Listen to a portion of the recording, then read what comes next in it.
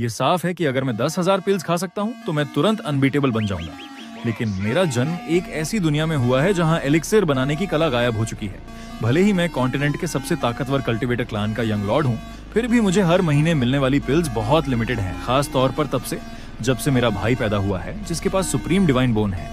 धीरे धीरे मेरे पिता और क्लान के एल्डर्स उसकी तरफ हो गए, चाहे वो डिवाइन वेपन्स हों या मैजिक एलिक्सर्स।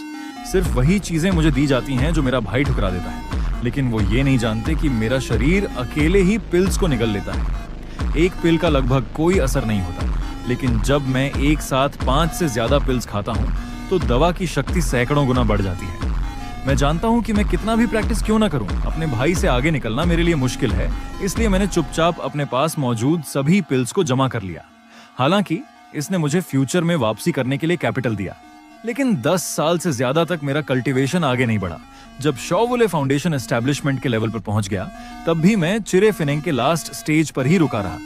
दोनों बेटों की टैलेंट के बीच इतना बड़ा अंतर देखकर क्लान लीडर पिता का चेहरा निराशा से भर गया। इस वक्त क्लान के मेन हॉल में मैं और मेरा भाई एक फाउंडेशन पिल की मालिकियत को लेकर बहस कर रहे हैं। ये एक रिवॉर्ड है जो मुझे क्लान का मिशन पूरा करने के बाद मिला है। क्यों? सिर्फ शॉवुले के एक शब्द के कारण कि उसे इसकी जरूरत है। ये उसे दे दिया जाना चाहिए। एक तरफ वो भाई है जो मासूम और शांत दिखता है, दूसरी तरफ मैं हूं जो बोलने में निडर और एग्रेसिवली अटैक करता हूं। बस करो शॉ लियांग, तुम और क्या चाहते हो? मैं आज तुम्हें साफ साफ समझा दूं। तुम इस शरीर के साथ पैदा हुए हो जो गोलियों को निगल जाता है। ये तुम्हारी गलती नहीं है, लेकिन तुम जानते हो कि जब तुम केवल एक गोली खाते हो तो उसका केवल 10वां हिस्सा ही असर करता है। फिर भी तुम अपने भाई से लड़ रहे हो। क्या तुम उदारता का वह पाठ भूल गए जो मैंने तुम्हें सिखाया था?